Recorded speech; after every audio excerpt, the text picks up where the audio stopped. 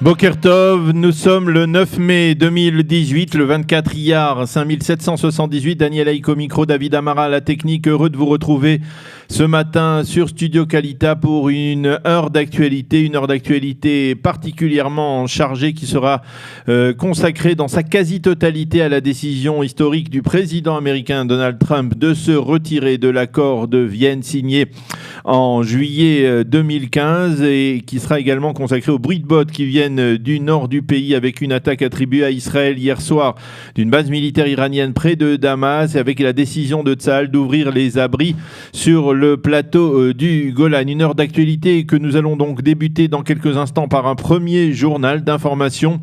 Puis vers 8h10, eh bien, nous ferons d'emblée un break de cette actualité brûlante avec Shmuel Marciano, le conseiller municipal orthodoxe de la mairie de Jérusalem,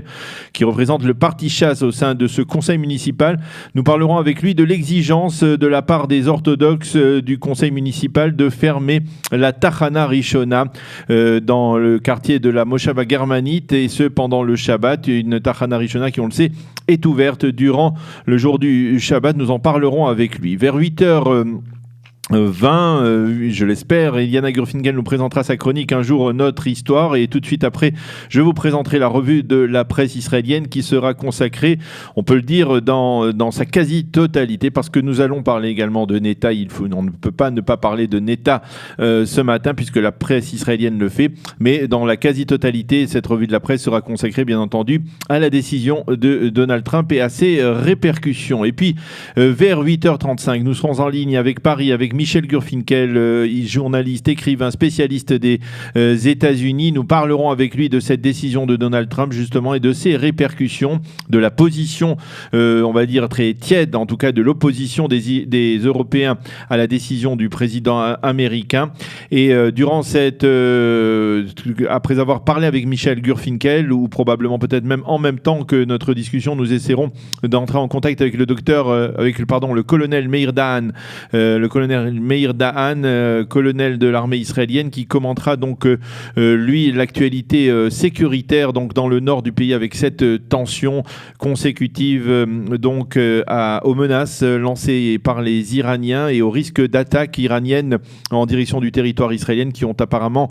provoqué cette attaque préventive de la part de l'armée israélienne, attribuée à l'armée israélienne dans la soirée d'hier, environ une heure et demie après le discours du président américain Donald Trump. Justement, les titres de l'actualité, c'est avant tout donc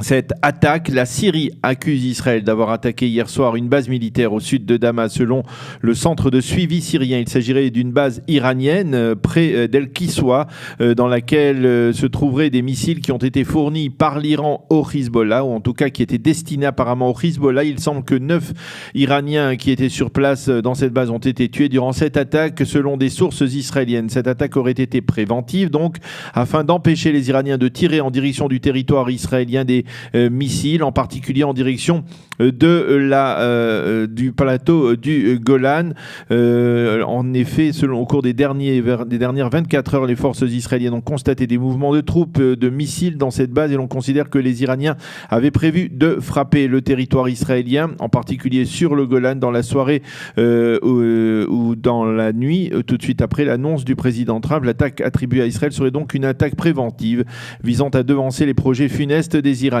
qui, rappelons-le, cherchent à se venger des attaques précédentes, là encore attribuées à Israël, d'abord contre la base T4 et ensuite il y a une dizaine de jours contre une seconde base dans laquelle 200 missiles avaient été rassemblés avant d'être donc détruits apparemment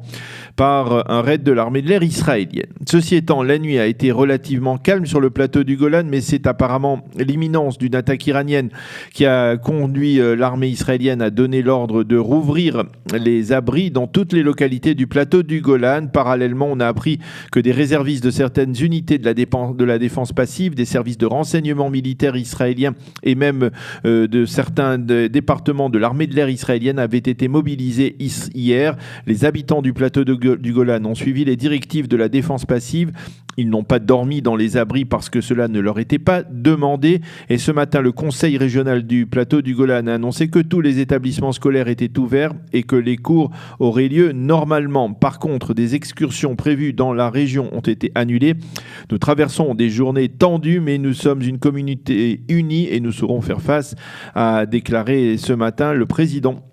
du conseil régional du Golan, Eli Malka. Cette attaque attribuée à Israël donc d'hier soir est intervenue une heure à peine après le discours du président américain Donald Trump dans lequel celui-ci a annoncé son retrait, le retrait des États-Unis de l'accord de Vienne et sa décision d'imposer à nouveau des sanctions contre l'Iran. Le président américain a expliqué que les documents retrouvés par les agents du Mossad israélien ont prouvé que l'Iran avait menti depuis le début sur la nature de son programme nucléaire. Il a mis en garde les pays qui aideraient l'Iran à se doter de l'arme nucléaire et qui aussi seront menacés de sanctions économiques. Le président a également indiqué que l'Iran avait utilisé la levée des sanctions pour financer le terrorisme international. Tout de suite après que le président Trump ait terminé son annonce et après qu'il ait signé le décret donc imposant des sanctions contre l'Iran, Benyamin Netanyahou a réagi à partir de la présidence du Conseil à Jérusalem et il a qualifié cette décision de courageuse et de juste et d'une certaine manière, on peut affirmer que le discours de Donald Trump aurait pu être dicté mot pour mot par le Premier ministre israélien qui lui aussi a insisté sur le fait que Téhéran s'était servi des fonds en provenant de la levée des sanctions pour faire avancer ses pions dans la région et en particulier en Syrie. À l'exception du parti d'extrême gauche Meretz et des partis arabes, toutes les formations politiques israéliennes ont salué hier soir les propos du président américain Donald Trump. Et il faut enfin souligner que les Européens se sont déclarés déçus par la décision du président Trump et Federica Mogherini a appelé les Iraniens à rester dans le cadre de l'accord de Vienne, ce qu'ils devraient faire, en tout cas selon les estimations des observateurs, au moins pour l'instant. Ceci étant, le Premier ministre s'est envolé ce matin vers Moscou pour une rencontre qu'il a qualifiée lui-même de particulièrement importante, surtout dans le contexte très tendu actuellement. Et après la décision de Donald Trump, il devrait demander à Vladimir Poutine de freiner l'influence nocive de l'Iran en Syrie et de ne pas fournir à la Syrie des missiles balistiques sophistiqués S-300. Monsieur Netanyahou, il faut le souligner, sera l'invité de Vladimir Poutine pour le défilé militaire marquant le 73e anniversaire de la fin de la guerre.